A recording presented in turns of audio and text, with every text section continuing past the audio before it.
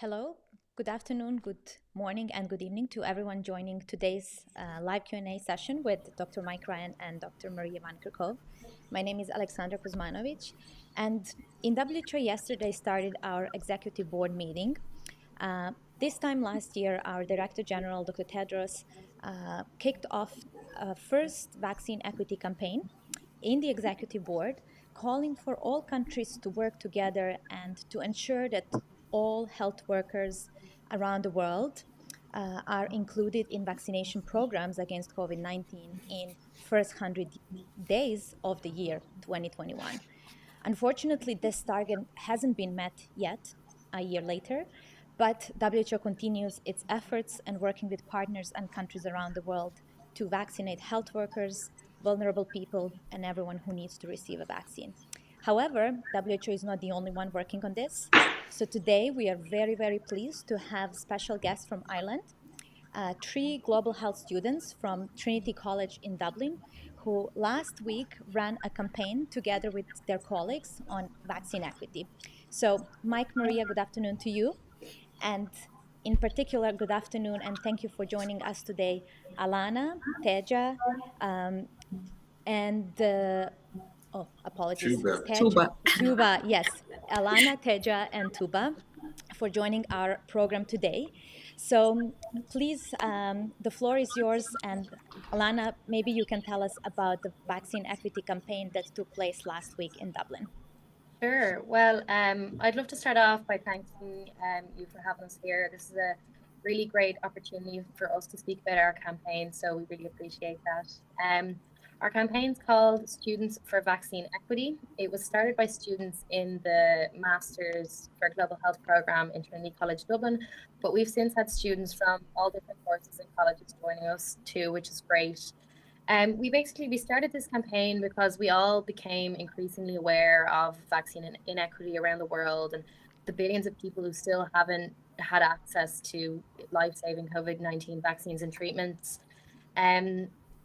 We recognized we knew that a TRIPS waiver is a sustainable method to help to solve this problem. And despite this, there are some governments who are blocking a TRIPS waiver. So really what we have set out to achieve is for governments to recognize the importance of a TRIPS waiver to scale up the production of vaccines and treatments worldwide. We want it to be recognized that ultimately no one is safe until everyone is safe.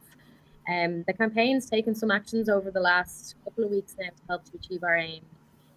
Trinity College supported us by lighting up the front of the building in red during Global Week of Action. We wanted to do this just to kind of raise awareness for the issue and show solidarity for people all around the world. We've been working alongside other groups and organizations like CSI, the One Campaign, Women in Global Health Ireland, People's Vaccine Alliance, Doctors for Vaccine Equity, and just encouraging people as well to kind of support their efforts alongside ours. And we're trying to continue to spread awareness for the cause through our social media accounts and just really trying to reach as many people as we can. Thank you so much, Alana, and for starting this conversation and for telling us more about your campaign. Tuba, welcome. Tuba is from Turkey. Yeah. So can you maybe tell us how did you come up with this campaign and the idea? Who Yeah, did it come for from? sure. Thank you so much for letting us to make our voice louder with that opportunity. We global health students are concerned about health problems, and we came to Ireland to study global health from different continents of our world, and observed that our classroom is a microcosm of health inequities in our world in many ways, including COVID-19 vaccination. And from the beginning of COVID-19, we all said we are all together in this. So, but the truth, even in our classroom, revealed another fact, and this is the inequity between the nations. Meanwhile, COVID-19 pandemic is far from over, and people are suffering from the virus and paralyzing effects, and that also called shadow pandemic, and dying every day from that disease. And we shouldn't forget that about the new variants that disrupt our daily life. So we believe that the fairest and the effective way to end this pandemic to ensure everyone everywhere has the access to COVID-19 vaccines. And to do that, we need global action. How we came to that idea? It was really a beautiful moment, to be honest. I want to describe it. We was in the lecture of Dr. Anne Nolan. We were talking about the vaccine inequity around the world and in general inequities around the world. And at that time, we had a guest to talk about vaccine inequity. And we just realized at that time, because some of our friends didn't even get their first dose, and some of us like eligible for their booster shots. And we just realized something should be done. So we were really at that moment, the beauty of the moment, that we decide together for that. And now with that sense, with considering all these things, we decided to our campaign. And thanks to Dr. Anola, she inspired us. And now we decided to raise our voice for this apparent inequity, and with our campaign to show solidarity with the low-income countries who can't access the COVID-19 vaccination. Thank you, Tuba. And you're all wearing red, and I'm in solidarity wearing red today. So can you tell us, where did that idea come from to make Dublin or lit Dublin and your university in red last week? Yes, actually, at that time when I talking about that lecture, the Global Action Week was approaching at that time, and we decided about some actions, and we thought that red color is like an alarming color that show every of us like there's something in there, there's something going on in there. So just we need to take attention to that. So because of that, particularly we selected the red color, and thank to Trinity College Dublin as well that for our request to build up the building in red, and that was the reason. Thank you so much, Tuba. And we also have Teja with us today. So Teja, what are the next steps? Are you done after the last week and the achievements you made, or you're continuing further to campaign for vaccine equity? Oh no, we definitely are gonna continue with the campaign, because we just started the campaign, and to reach our main agenda of the campaign, which is to ask the governments to support TRIPS waiver, we will continue to ask people to email or call their local elected representatives asking to support TRIPS waiver. And also, as part of our campaign, we will continue to build public awareness via social media and in presence and in person to address this global issue and seek international solidarity. As we believe that we students, as young generation, hold a great responsibility to act on this issue of vaccine inequity. We are also planning to join the efforts of the moment of TRIPS waiver to reach out to all the nations who are not yet in support to TRIPS waiver, ultimately to make people's vaccine a reality.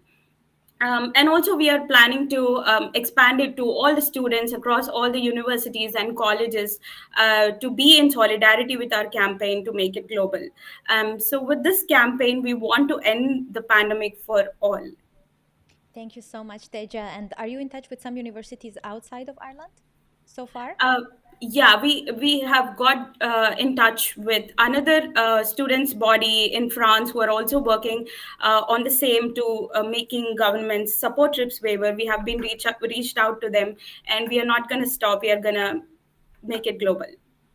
Huge thank you, Teja, Tubi, and Alana. And we have Dr. Mike Ryan and Dr. Maria Van Kerkhove, who've been champions and calling on vaccine equity and calling on our citizens and youth in particular to take action. So you are the example of those youth and citizens who have taken some action. So Mike, Maria, what do you think about this? And do you think more people would join their movement? Yeah, I think it's fantastic. First, congratulations on all the work you're doing. It's really, really good. Even I got a gift from Maria's. I think it was Maria's, your sister Maria. Even the virus is wearing red. That's right. That's right. So it's great. It's great to have that. It's just wonderful to see young global health students go beyond just purely the science the advocacy and becoming activists and taking a stand, and that's what we need more of in the world. You said something, I don't know, was it Tuba? You said it, or Hannah said about we knew something should be done, and I can tell you in our world, myself and Marie and others remark on this. We have the something must be done club, and then we're going to do something about it club. And if we can get more people like you who realize something must be done, and then you say, you know what, we're going to do it. That's the real difference. And it's moving from knowing something should be done to having the agency and the confidence and having the desire and the drive to make something happen. And you have my profound admiration, because if you three and the other students who are with you take that attitude into the rest of your careers and lives, you're going to do some wonderful things. No, it's great, and we do need to keep this. We do need to keep this pressure on, and the reality is that only 7% of people in Africa have had a single dose of vaccine. We were looking at the data this morning with Anne Lindstrad, Maria, and we saw even amongst health workers, it was shocking. We're making progress and we were happy, but there are countries in which only 50% of health workers at the front line have been vaccinated, 40%, and we think we're doing better. I mean, that's 2 years with frontline health workers literally going to work every day and risking their lives without a vaccine. So this is still a reality. And there are lots of different solutions, and certainly vaccine supply is increasing and we're happy.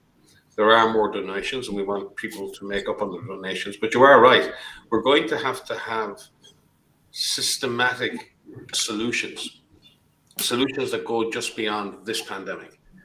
We need, we've been saying this a lot recently, we will probably go into the next pandemic with whatever we take out from this one. So the systems and the tools and the rules that we take from this pandemic will probably be the bones of what we take into the next one.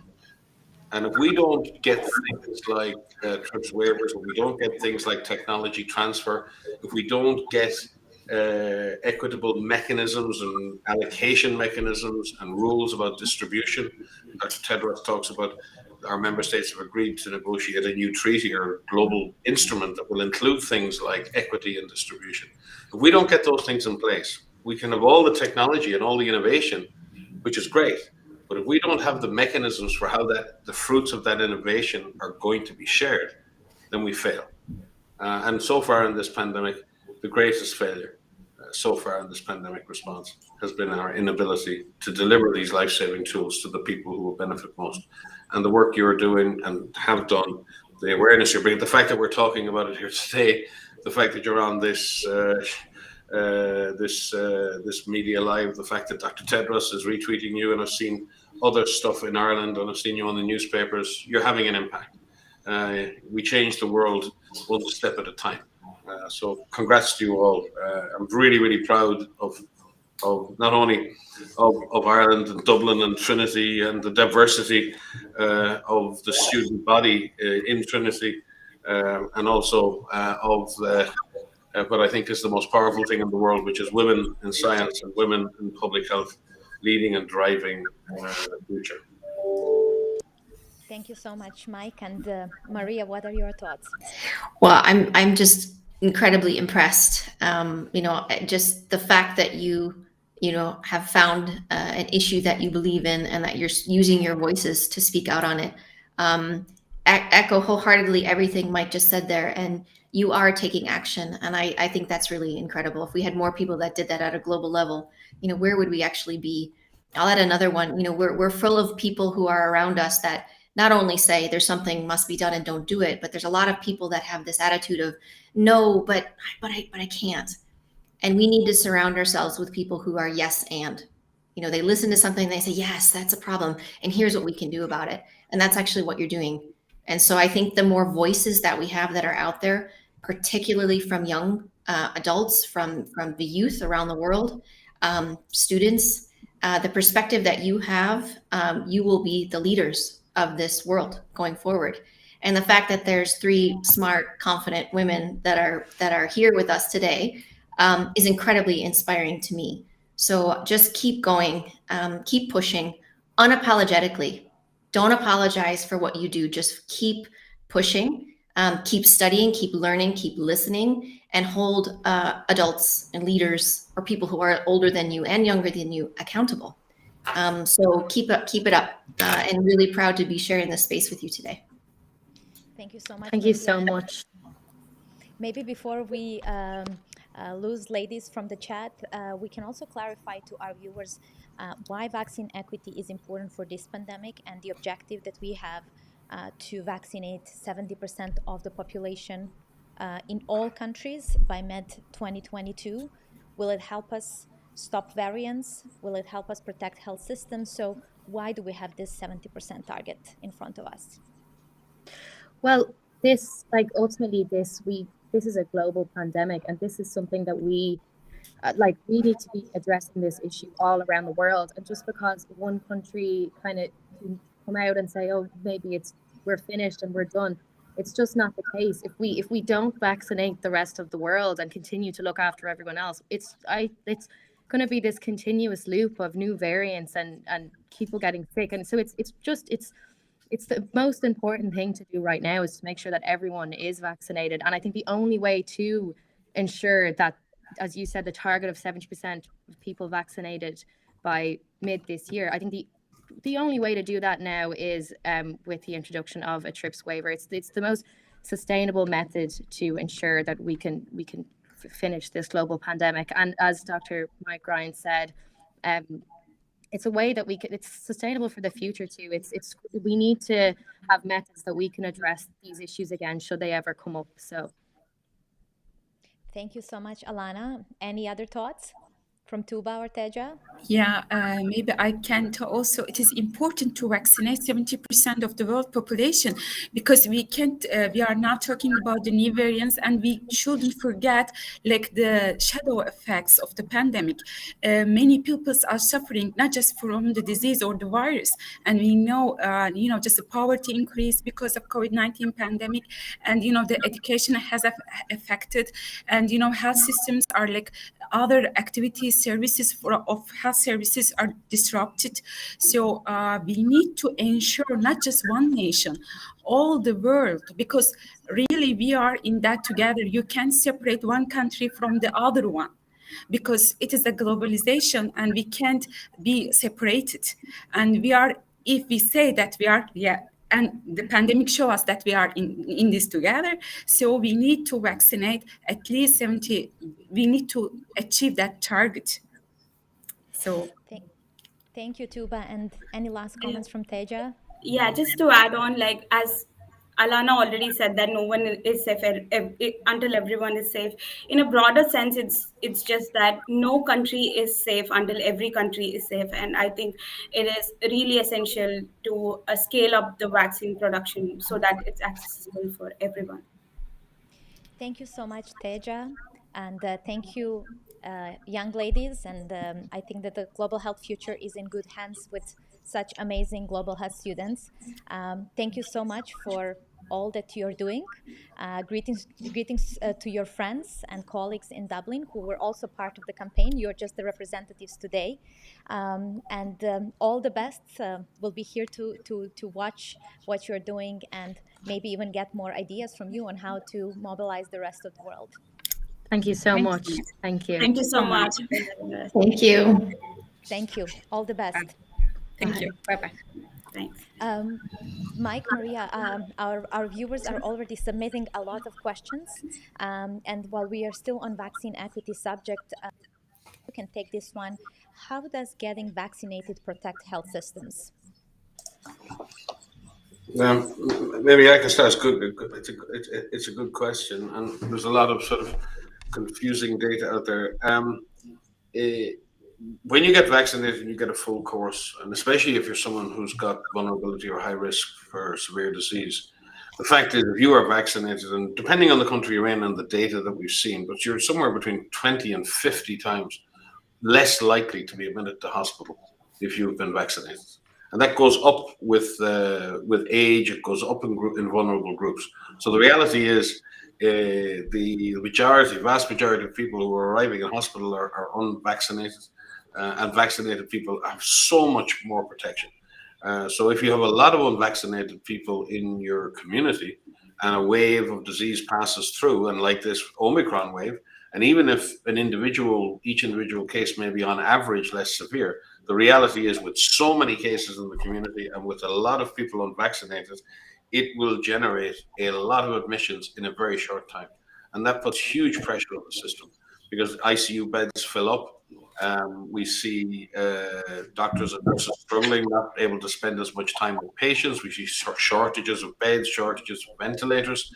And even in those situations, we can see, we've seen with the wave of Omicron, how health workers themselves can become infected or become contacts, and then they can't come to work. So it's almost like a kind of a downward spiral can occur. So when we have highly vaccinated population, and we've seen that in some countries, as a wave of disease passes through, yes, there may be an uptick in cases, but what you don't see is that massive sustained increase in hospital admissions and in ICU needs. And even we've seen in some countries, and Maria might speak to this, we saw an uptick in hospitalizations with the Omicron wave, but the proportion of people admitted to hospital who needed oxygen or who needed ventilation or who needed ICU was lower. And that was, in my view, very much because many of those individuals were previously vaccinated and had immunologic memory. It may also be due to the fact that Omicron is inherently less virulent. But the main reason why most people didn't end up in hospital or didn't end up needing oxygen was because they were doubly vaccinated. And this is, for me, an essential part of our control program. Now, obviously, as we move forward, we want to make sure that more and more people maybe can get treated before they need to be in hospital. So we now have new antivirals, oral antivirals, for example, that can be used. And we need to be very careful. We need to make sure now as we move forward that we can have diagnostics at the point of care and that frontline providers, general practitioners, practice nurses, clinical officers, and those people who take care of people at community level and primary healthcare, that they have the capacity to diagnose COVID-19, especially in vulnerable people, and they're able to give and put them on the right therapy so that we can prevent them having to go into hospital. Right now, because of the situation we haven't got global rollout of antivirals. The best way for us to avoid pressure on the health system is to ensure that the highest proportion of people in our population have a full course of vaccine, and particularly vaccination in high-risk groups and those with underlying conditions. Maria? Yeah, no, I mean, a little bit to add there, because Mike covered it so well. I think, from an individual point of view, vaccination is so critical because it prevents you needing to go to hospital. Number one, that's good for you, so that you don't develop disease and hopefully don't advance to severe disease, but it frees up those beds for people who need those beds, either for COVID or for other reasons. And beyond the health system, what we've seen with Omicron are huge amounts of absenteeism, for people who can't go to work because they've been ill. And vaccination is, the best thing we want to do is to prevent people from getting infected in the first place. But we know we cannot prevent all infections. And vaccines, in fact, do a pretty good job at preventing infections and onward transmissions, but they don't prevent all infections and all transmission. But they do an incredibly good job. It is really astonishing. I have to say, I will say this every live that we do. It's astonishing that the vaccines work so well against preventing hospitalization and death, including against Omicron. And so that's why it's really, really critical that people receive those doses. I mean, vaccine equity is absolutely critical, but it's not vaccine equity in only some countries. And there are challenges in every single country about reaching those who are most at risk, high income as well as low income. But the fact remains that more than 3 billion people haven't received their first dose yet. So we have a long way to go. The good news is that we have the way to do this. We just really, really need to put in the work. So, we just need to make sure that those who have an opportunity to get vaccine receive it when it's their turn and that they receive the full course. Thank you so much, Maria. And Mike was mentioning as well the current Omicron wave. And we have a question from, we have so many questions, so I lost the one that I wanted to ask you now from Leah. She's watching us on LinkedIn, and she's asking, when will this be over? Will we ever be truly safe without a mask and proper personal protective equipment? It's a great question. The answer to that is yes. The big question is when. So I think every question I get now is, when will this be over? How much longer? And it really still is truly up to us. There are many countries, that are still in the middle of this Omicron wave. Some countries are starting to come out of it, where they've had this massive peak in cases, huge numbers of cases. In fact, in the last week alone, we'll have an epi update that will come out later today, showing that more than 21 million cases were reported in the last week. 21 million. And that's an underestimate. And that large number of cases puts a burden on healthcare systems, even though we have reduced severity from Omicron compared to Delta. That's still a lot of people that are needing hospital. So some countries are coming out of their ways, but it's not over yet. And you won't have to wear a mask forever, and you won't have to physically distance forever. But for now, we need to keep doing this. And I think that's the message that we need to keep emphasizing. We will get out of this, but we're not quite there yet. So why we need people to continue to wear masks and physical distance and just be cautious. Wherever you live, know what your potential exposure is to this virus and take measures to lower the opportunity for you to get infected. It's about you, but it's also about the people who you are around. So get vaccinated, wear a mask. And if you wear a mask, please wear it over your nose and mouth. I don't think this is a hard ask anymore. You have to remember, back in the beginning of this pandemic, there was so little information about this virus. We had health workers around the world who didn't have access to masks. They were wearing plastic bags. We still haven't sorted out global supply, although we're in a much better position we're in now. But we have masks that are widely available, medical masks, 3-layer medical masks. We have specifications of how fabric masks can be made with 3 layers with the right amount of filtration, fit, and breathability. But it is absolutely useless if you wear a mask hanging off the side of your face, or if you wear it under your nose or under your mouth. So please, it's not a big ask to put on a mask. And we need people to continue to do that, because the virus is spreading at such an intense level, because we don't have people who are vaccinated at a high enough level around the world, and because we aren't using all of the tools that we need. But it's not about everybody in lockdown or everybody open. Do these simple things. It's inconvenient, and we know that it's irritating and you're frustrated. We're with you, but stick with us, and we will definitely get through this. Yeah, maybe I can just add within that we have to be very careful now in comparing one country to another country. Everyone is going to come down the mountain slightly differently by a slightly different route. Where you are and where you go is often determined by where you've been, the strategies you've used previously, what your vaccination coverage is, how many susceptible people have you vaccinated, how strong is your health system, do you have access to antivirals, is your community willing to accept further restrictions if needed? In other words, can you calibrate your public health and social measures? Is there trust between the government and communities? And depending on all of those things, and depending what the strategies were previously, so if you're a country that's tried to keep incidence very low, for example, like many Asian countries, and they have, Korea, I think, has only had, 6,000 deaths in the whole pandemic. There are different then challenges and risks coming out. So you have to manage that and ensure, for example, if you've had a very strong strategy to keep the incidence of COVID-19 very low, then you need to be sure that you've got your vaccination levels very high before you begin to open back up. Otherwise, you'll get a real explosion in cases. So we have to look at each country needs to have a path, not out of having cases of the virus, but a path out of this emergency, a path out of the acute phase of the pandemic. The virus is not going to go away.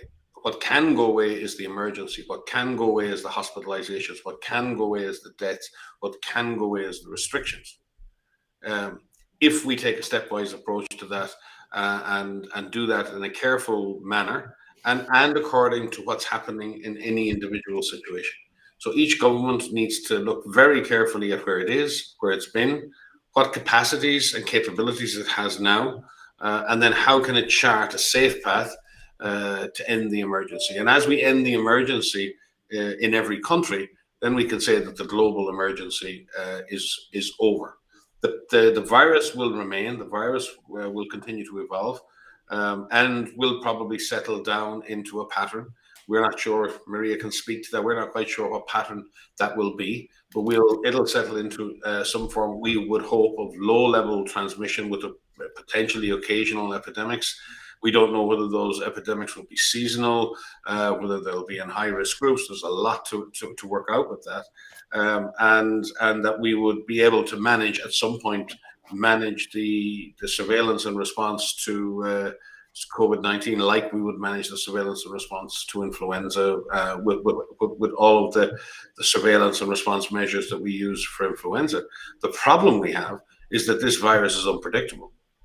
This virus may go in that direction, but that virus, as it's proven, may give us some nasty surprises. So we need to be very, very careful to track the virus and track its evolution and be ready, if necessary, if there's a nasty surprise, that we can at least put in place measures again that would stop that new variant doing any more damage. So there have to be exit strategies that are stepwise, that are measured, that are cognizant of what the situation is in each country, but at the same time are flexible enough that if we have to react to a new variant, that can be done. And central to all of that is getting vaccination coverage up in every country. Maria? Yeah, Alex, if I can come back in just to comment on the, what we're thinking of in terms of sort of the future of COVID. It answers part of the question about how much longer. I mean, this virus is here with us. It will continue to circulate. There's no question about that.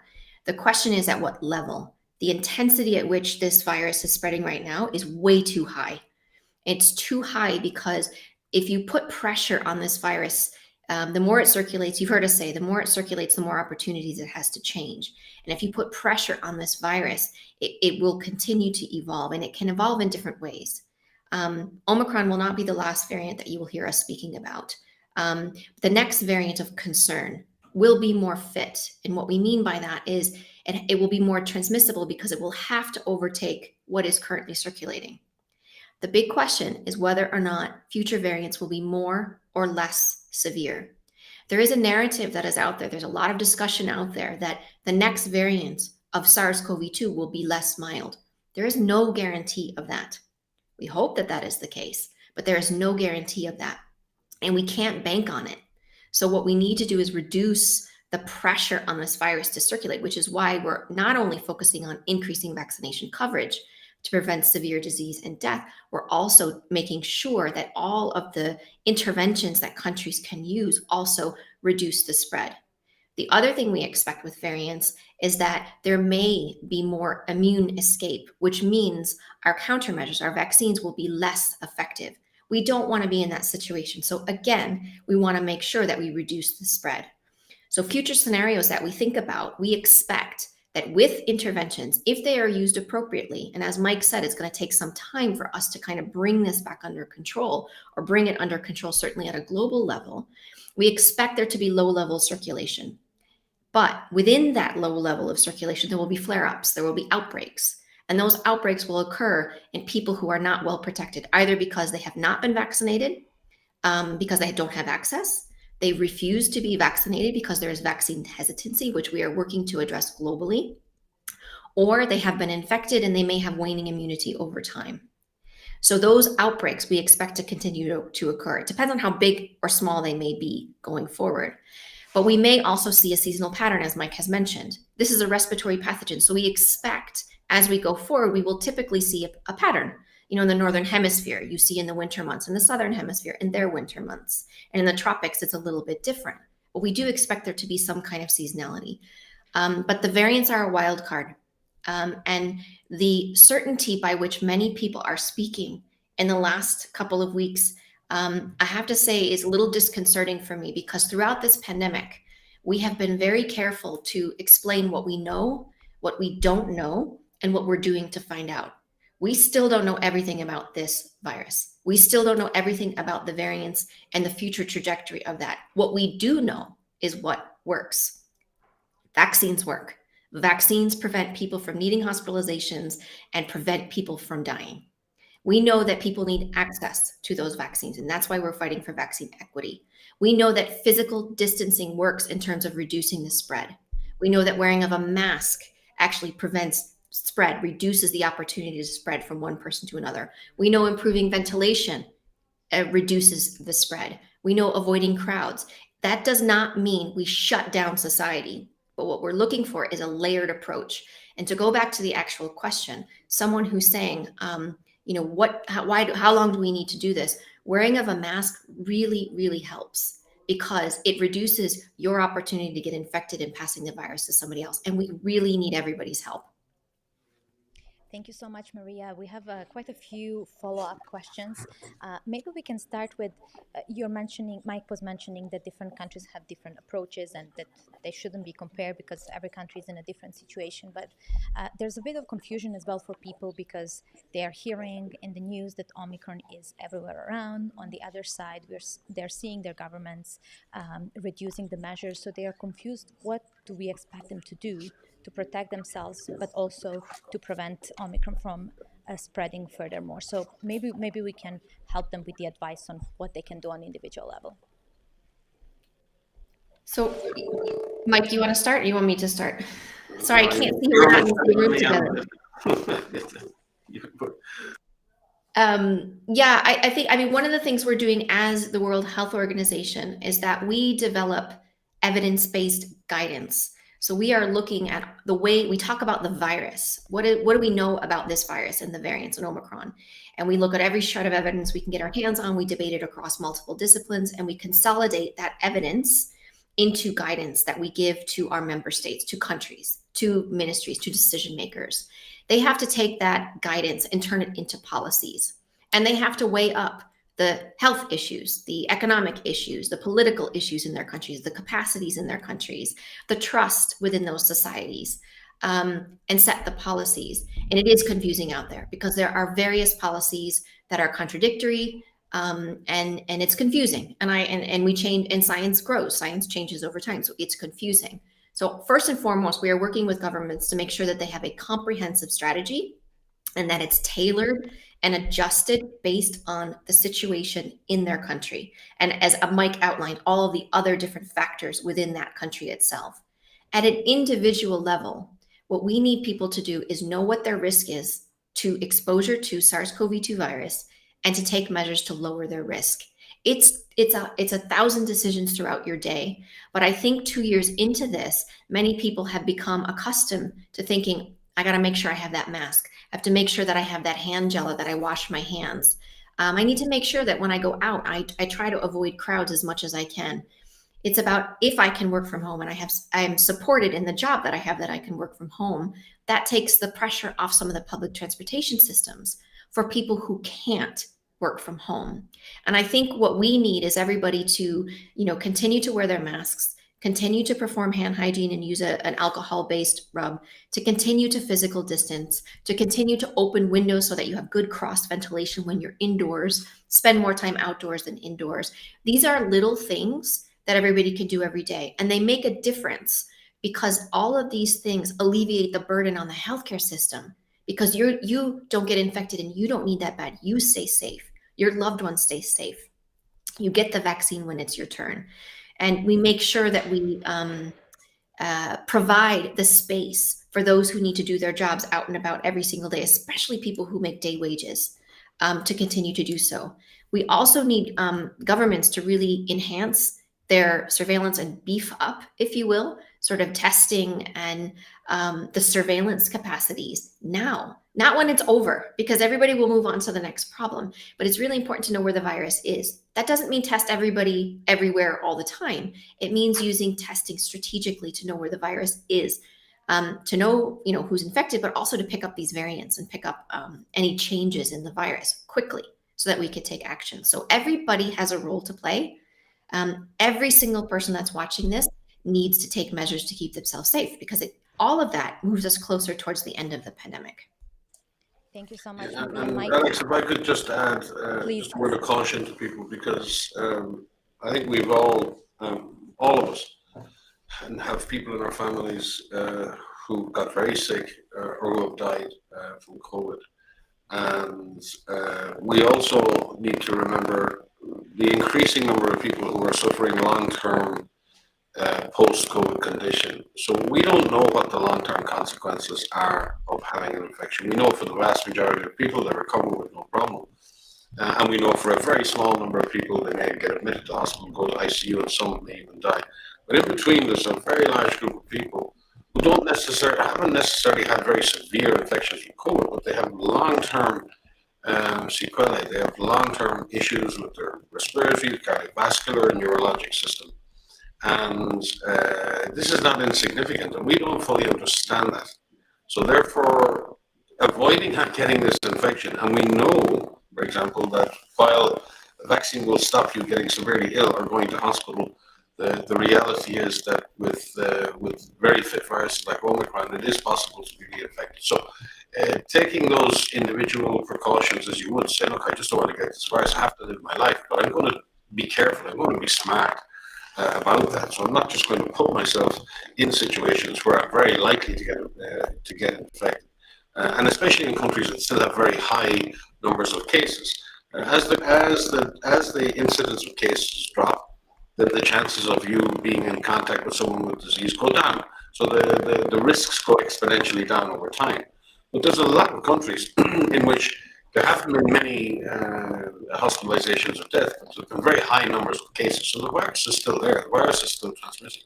So protecting yourself from getting that infection is just a smart, good idea. And that's particularly true for people who have underlying conditions. And we need to be particularly careful to protect those people who live in contexts like long-term care facilities where, the consequence of the virus can be much, much higher. So it's really each government has to think through its policy, but also each individual has to manage their own risk. And many countries, or some countries at least, are really opening up now. They're making that judgment call. They're making that judgment call based on the data and what they see. They're trying to balance the benefits to their society and economy of opening back up. But we also have to be careful, and we have to take a stepwise approach, and just be smart. Individually be smart, as communities be smart, and I'm very, very pleased for people, the students who are out from Ireland, and countries like the UK and Ireland. There's been a lot of lifting of restrictions, and we all want to get back to a life that we can live with our friends in the open and reconnect. Where our advice is, we need to be cautious as well. We need to both embrace the fact that vaccination and the control measures have given us the possibility of getting back to something like a normal life, but we also have to be cautious and just retain a little bit of care so that we can protect ourselves and our families from being infected. Thank you, Mike. We had a bit of trouble with your sound. I don't know if your mic moved, but Maria, you wanted to jump in as well. It's a little choppy, Mike, on your end, but I think people heard you. I just wanted to emphasize one thing you said to make certain that they heard you, was about the risk of long COVID, post-COVID condition. So you emphasized this perfectly well in your answer, but I want to make sure people hear this. Another reason we want to prevent the spread, it's not just about developing severe disease and needing hospitalization and the risk that you could die, but there's also a risk of long-term effects, and we need to prevent that. So we don't fully understand post-COVID condition and long COVID. We're working really hard with patients and with clinicians across a variety of different disciplines to make sure that people who are infected with the virus in the acute phase, but also the long-term effects, get the proper care that they need. Pre-Omicron, there were some estimates that 1 in 10 individuals would suffer some long-term effects. And if you know anyone that has had COVID, even quote unquote mild COVID, it's pretty rough, in terms of how you feel and how much it impacts your body. But the long-term effects, the ability to walk upstairs. We know so many, stories of very physically fit individuals who can't exercise anymore. And so we're really trying to make sure that we have the right cohort studies that are underway in countries around the world to understand the long-term effects. And we don't know how Omicron changes that, if anything.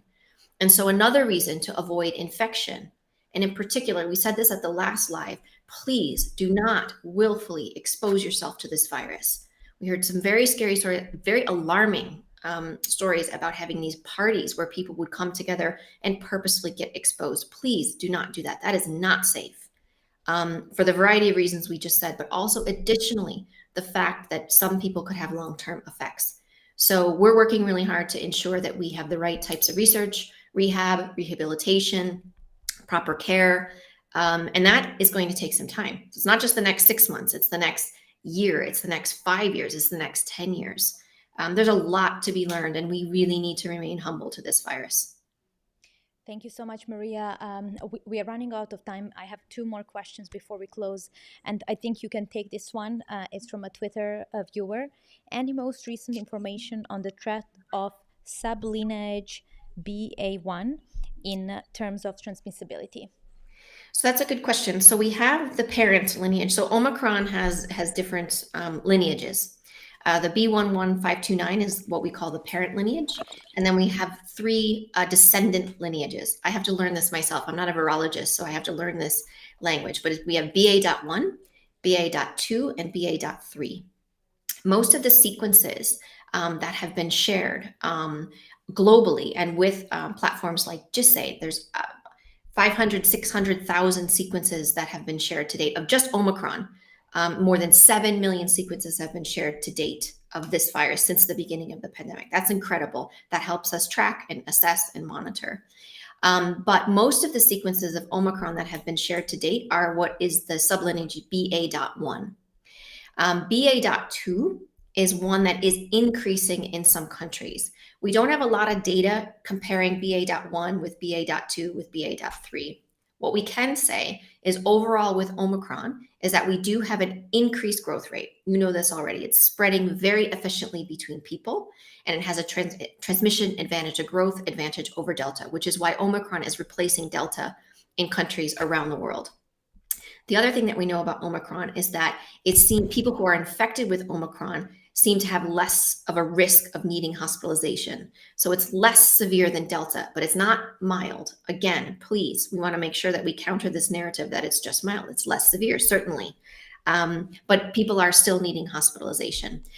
We can't yet, with the data that we have, distinguish any differences with BA1, BA2, BA3, but it is something that we are watching.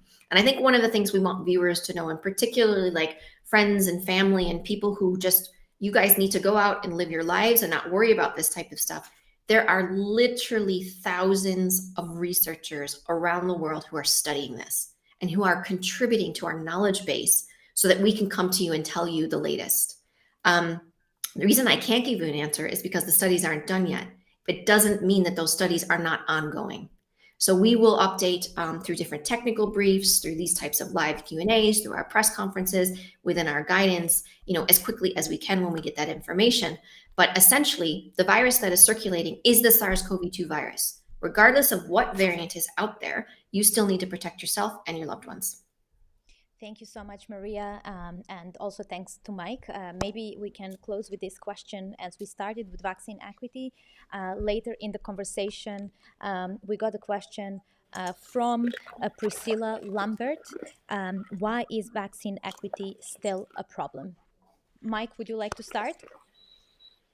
Well, can you hear me, first of all? There's no point me talking muffled. Is that improved? We can hear you. It's a little robotic, but we can hear you loud and clear. Go for it. Robotic. That's me. Robotic. Why is it still an issue? It's an issue for exactly what you said earlier regarding the objective we have of 70% of the world's population being vaccinated everywhere by June. That's a number. We'd love it to be higher, but that's what we're saying is the basic issue around achieving equity. Why is it important? It's important because there's no way for us to end the emergency phase of this pandemic if we don't achieve that and more. It's important Because if we don't do that, we're going to continue to leave the conditions for the emergence of variants. Variants may or may not emerge in any case, but having high levels of vaccination everywhere will significantly reduce the chance of that happening. And vaccine equity is important because each and every human being on this planet has the same value. And no matter what country you come from, you matter. We've said this before. We talk in epidemiology about, our studies, and the N number is 1 billion or 1 billion or 7.3 million. Reality is N equals 1. And every single life matters. And the equity argument is both an argument for the equality that we want, the recognition that each human life is precious, and people who receive these precious life-saving interventions should be the ones the first people who get any intervention should be the ones who are most at risk and who can most benefit from that. So there are really important scientific reasons why equity is important still. There are really important moral reasons. This defines who we are. I think we are defined as a civilization not by how we treat the most popular people, or not by how we treat the wealthiest people, or not by how we treat the most powerful people. We are judged by how we treat the most vulnerable. That is the measure of our society. And right now, we're not measuring up. So that, from my point of view, there are so many reasons. And we could probably have another line just on that one question, Alex. Thank you so much, Mike. And Maria, your last thoughts for today on vaccine No, I equity think and why is it still a problem? I think Mike articulated it beautifully. It's everyone matters. It's not about the richest, the most privileged. Everyone matters. And I think, as Mike just said, there are epidemiologic reasons. We've outlined those. We need to reach a high level of vaccination coverage so that we could prevent severe disease and death. We could reduce the risk of emergence of future variants. Economically, there are economic reasons so that we can end this pandemic and get people back to work and back into their lives. But there are moral reasons, and everyone matters. So until we actually address this with regards to access and equity, this pandemic will be prolonged. So when we say the trajectory of this is up to us, the end date of this is up to us, we mean it. There's no sugarcoating around this. Either we are in this together or we are not. We are in a global pandemic. I shouldn't even say global pandemic, because a pandemic means it's a global situation, a global epidemic that we are dealing with. The pandemic will not end in some countries while it thrives in others. The pandemic will not end for rich people while it thrives for poor. And vaccine equity is one way in which we have to address this. So everyone, wherever they are, needs to be fighting for this, because it's about somebody you never even met around the world as much as it is about you. We need to think of others, and we need to act as a global society. And this is going to be important for all of the challenges that we face in our futures. So I think, as Mike said beautifully, it's because everyone matters. Thank you so much. This is really a beautiful way to end this conversation, and that everyone matters, and also to thank the global health students, again, to Tuba, Teja, and Alana for what they are doing and giving the example and motivating others, hopefully, to join this and support the solutions for this problem. I thank all our viewers from Pakistan, Mozambique, Lebanon, UK, South Africa, Austria, Germany, Costa Rica, Colombia, Cameroon, Mexico, Rwanda, Brazil, Slovakia, Qatar, Italy, and many others. Thank you for your questions. We apologize for technical difficulties with the sound today. And please stay with us. Follow us on the website and our social media channels for any updates, and talk to you next week. Stay safe and goodbye.